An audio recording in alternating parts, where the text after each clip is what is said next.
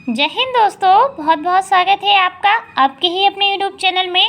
और आज हम लोग पढ़ने वाले हैं भारत में सुशासन यानी कि गुड गवर्नेंस इन इंडिया। ठीक है, सबसे पहले हम लोग जानेंगे सुशासन के महत्व के बारे में, फिर हम देखेंगे सुशासन की गुणों के बारे में, और इसके बाद हम लोग जानेंगे कि भारत में सुशासन की जो ज़रूरत है उसकी आवश्यकता है क्यों की गई। फिर हम जानेंगे सुशासन की विशेषताएं और लास्ट में हम ये भी देखेंगे कि सुशासन के मार्ग में क्या क्या बाधाएं हैं। तो चलिए बिना देरी किए वीडियो को शुरू करते हैं। सबसे पहले हम देखेंगे सुशासन का महत्व। तो देखिए, सुशासन का तात्पर्य है शासन अथवा प्रशासन में नैतिक मूल्यों के प्रयोग किए जाने से। ठीक है, नैतिक यानी कि एथिक्स, ठीक है, इथिकल यानी नैतिकता। ठीक है, तो जो सुशासन है या फिर हम आप कहते हैं, आप बोलचाल में इसको गवर्नेंस के नाम से जाना जाता है, ई गवर्नेंस भी हम इसको कहते हैं। ठीक है, तो सुशासन का जो तात्पर्य है वो यही है कि जो शासन है, आशासन और प्रशासन मतलब कि जो राजनीति है, पॉलिटिक्स है, और जो आपकी जो विधायिका है, कार्यपालिका है, सभी में क्या हो, पारदर्शिता हो, जवाबदेहिता हो, अर्थात नैतिक मूल्य हो, नैतिकता होनी चाहिए। नैतिकता के बिना कोई भी कार्य हो पूर्ण नहीं होता है। ठीक है, तो हम लोग क्या देख रहे हैं, सुशासन देख रहे हैं। सुशासन की हम लोगों ने डेफिनेशन जानी, यानी कि हम लोगों ने ई गवर्नेंस के बारे में पढ़ा। तो ई गवर्नेंस का क्या मतलब होता है, एक लाइन में कहे कोई कि ई गवर्नेंस का क्या महत्व है, तो नैतिक मूल्य। ठीक है ना, शासन एवं प्रशासन में नैतिक मूल्यों का प्रयोग करना ही ई गवर्नेंस है। ठीक है, अब हम देखेंगे ई गवर्नेंस के गुणों के बारे में, अर्थात ई गवर्नेंस की पहचान किन चीज़ों से है, उनके गुणों के बारे में देखेंगे। ठीक है, तो सुशासन के गुणों में सबसे पहला देखेंगे सहभागिता। सहभागिता का क्या अर्थ होता है, सहभागिता मतलब साथ साथ मिलकर कार्य करना चाहिए। ऐसा नहीं है कि आप कोई भी आप सत्ता में सहभागिता का, जैसे कि हम सहभागिता, जैसे आप 73वें और 74वें संविधान संशोधन के बारे में आप लोगों ने पढ़ा होगा। उसके माध्यम से क्या हुआ, गांव के जो क्षेत्र थे उनमें पंचायतें, नगर पालिकाएँ लाई गई ताकि हम लोग क्या कर सके, सभी की शासन में सहभागिता हो। ठीक है ना, मतलब एक काम, यदि कोई भी बहुत ज़्यादा पैसा किसी काम में एक व्यक्ति के पास आ रहा है तो वो पैसा थोड़ा थोड़ा बहुत सारे लोगों के पास आना चाहिए, जिसके कारण गरीबी, बेरोजगारी जैसी समस्याएं, भुखमरी, कुपोषण जैसी समस्याओं को समाप्त हो सके। ठीक है ना, इसीलिए हम लोगों ने सहभागिता को लाया गया। ये क्या है, तो ये शासन गुड गवर्नेंस का सबसे महत्वपूर्ण पार्ट है।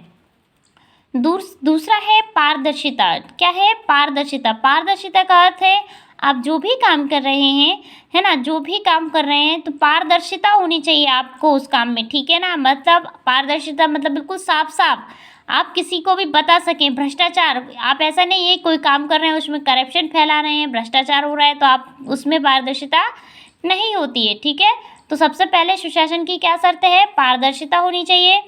तीसरा है जवाबदेहिता। ठीक है, जब आप किसी भी सरकारी पद पर कार्य करते हैं, ठीक है, तो सरकारी पद पर कार्य करते समय आपको जवाबदेही होनी चाहिए कि हाँ मैंने इस काम को किया है, ये काम मुझे सौंपा गया था।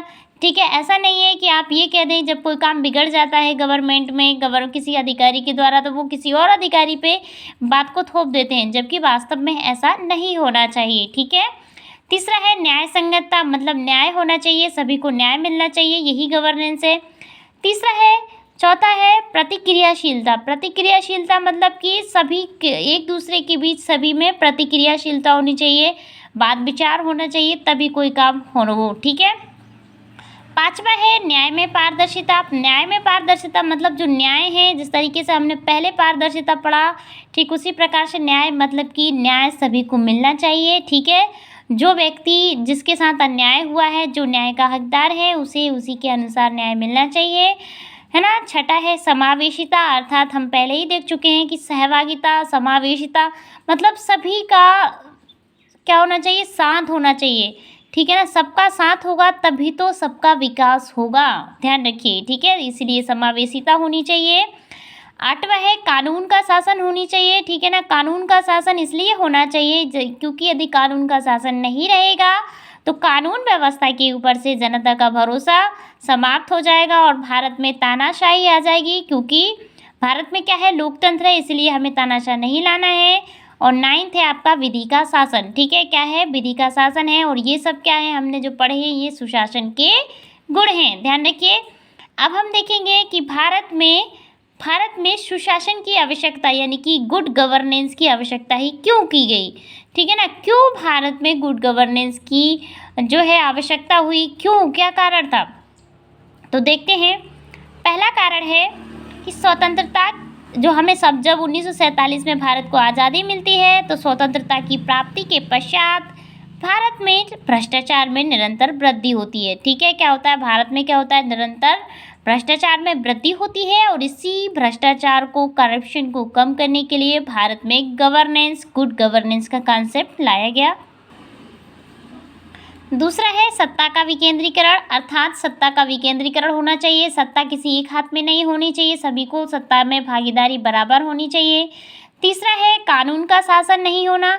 ठीक है ना, क्योंकि पहले क्या था इसलिए लेके आया गया क्योंकि जो कानून है उसका शासन नहीं हो रहा था, जिसके पास पैसा है उसको न्याय मिल जाता था, है ना। लेकिन जब से भारत में गवर्नेंस आया है, गवर्नेंस आने के बाद भारत में सभी तक कानूनी पहुंच सुनिश्चित हो रही है। ठीक है ना, धीरे धीरे। फोर्थ है आपका पर्यावरण का निरंतर दोहन होना। ठीक है, क्या हो रहा है, पर्यावरण का क्या हो रहा है, निरंतर दोहन हो रहा है, इसीलिए भी गवर्नेंस की आवश्यकता हुई। और पांचवा है महिलाओं के साथ भेदभाव। आपने देखा होगा कि भारतीय संविधान ने महिलाओं को समान अधिकार प्रदान किया है, फिर भी महिलाएं किसी भी क्षेत्र में बहुत ज़्यादा उनकी भागीदारी नहीं है।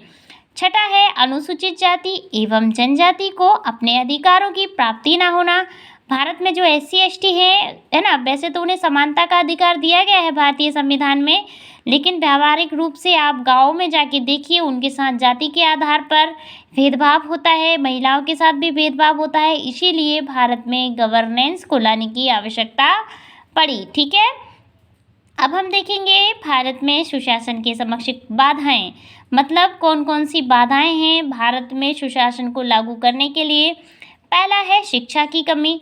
अभी यदि आप लोग लिटरेसी रेट देखेंगे तो भारत में जो अनपढ़ लोग हैं बहुत ज़्यादा हैं। वर्तमान में गवर्नमेंट द्वारा भी जैसे 6 से 14 वर्ष की आयु के बच्चों को अनिवार्य शिक्षा का कॉन्सेप्ट लाया गया है, राज्य के नीति निर्देशक तत्व हो गए, मौलिक अधिकार हो गए हैं। ठीक है, तो शिक्षा, सभी को शिक्षा मिलनी चाहिए। ठीक है ना, तो और सभी लोगों को इस बात का ध्यान रखना चाहिए कि जब गवर्नेंस आया है, गवर्नेंस का अर्थ यही है कि आप घर बैठ के आप किसी भी यूट्यूब के माध्यम से बहुत सारी चीज़ों को देख ले रहे हैं। आपको जिन चीज़ों की जिसकी कोचिंग की आवश्यकता बहुत कम हो गई है बच्चों को, ठीक है, ऑनलाइन का कॉन्सेप्ट, यही सब क्या है, यही गवर्नेंस है। और इसीलिए हमें सबको शिक्षा ग्रहण करानी है, क्योंकि जब तक देश शिक्षित नहीं होगा तब तक देश का विकास भी नहीं हो सकता। दूसरा है जागरूकता का अभाव। बहुत सारे लोग अपने अधिकारों से वाकिफ़ ही नहीं है, अर्थात उन्हें अपने अधिकारों के बारे में पता ही नहीं है, अभाव है इसका। तीसरा है भ्रष्टाचार में वृद्धि, जो कि हम पहले ही देख चुके हैं। भ्रष्टाचार में, प्रशासन में बहुत ज़्यादा भ्रष्टाचार, प्रशासन में बहुत ज़्यादा भ्रष्टाचार में वृद्धि हो चुकी है। फोर्थ है आपका प्रशासनिक व्यवस्था का प्रभावी नहीं होना। ठीक है, मतलब जो भी प्रशासन है, जितने भी आप प्रशासनिक पद देखेंगे वो क्या करते हैं, जनता के साथ अच्छा व्यवहार नहीं करते हैं। पांचवा है पारदर्शिता एवं जवाबदेहिता में कमी। ठीक है ना, वही जवाबदेहिता नहीं है, पारदर्शिता नहीं है वर्तमान में भी, और यही सब क्या है भारत में गुड गवर्नेंस के समक्ष बाधाएं हैं। चलिए अब हम देखेंगे कि सुशासन के लिए आवश्यक शर्तें।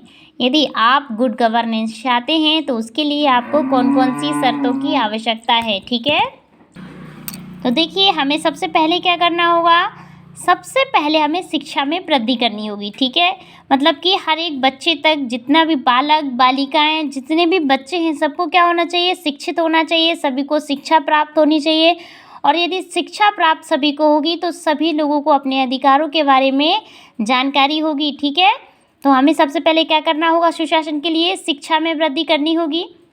ठीक है, दूसरा है आधुनिक तकनीकी का उपयोग करना होगा। आधुनिक तकनीकी का उपयोग मतलब जैसे मोबाइल फ़ोन है, पहले मोबाइल फ़ोन नहीं चलते थे, पहले जो सेल फोन कीपैड चलते थे, इसके बाद स्क्रीन टच आए, और अब आप देख रहे हैं किस तरीके से मोबाइल में बहुत सारी सुविधाएं मिलने लगी हैं। और ये सब किसका प्रभाव है, ये गवर्नेंस, इसी को गवर्नेंस कहा जाता है, और आधुनिक तकनीकी है ये। ठीक है, ध्यान रखिएगा, ये क्या है, आधुनिक तकनीकी है। हमें इसका उपयोग करना होगा और वर्तमान में बहुत ज़्यादा हम इसका उपयोग कर भी रहे हैं। तीसरा है सत्ता का विकेंद्रीकरण, अर्थात जब कोई व्यक्ति किसी के हाथ में प्रशासन आता है, किसी एक व्यक्ति के हाथ में प्रशासन नहीं आना चाहिए, सभी को थोड़ी थोड़ी शक्तियाँ मिलनी चाहिए, ठीक है, ताकि सभी लोग संतुष्ट रहें और देश का विकास हो सके, ठीक है। फोर्थ है आपका, चौथा है समावेशी विकास। समावेशी विकास का अर्थ यही है कि सभी, चाहे महिलाएं हो, चाहे अनुसूचित जाति जनजाति हो, दिव्यांग हो, SC ST हो, जो LGBT समुदाय हैं, सभी का विकास होना चाहिए, तभी हमारे देश का विकास होगा, तभी हम लोग कहेंगे कि हमारा क्या हो रहा है, समावेशी विकास हो रहा है, ठीक है ना।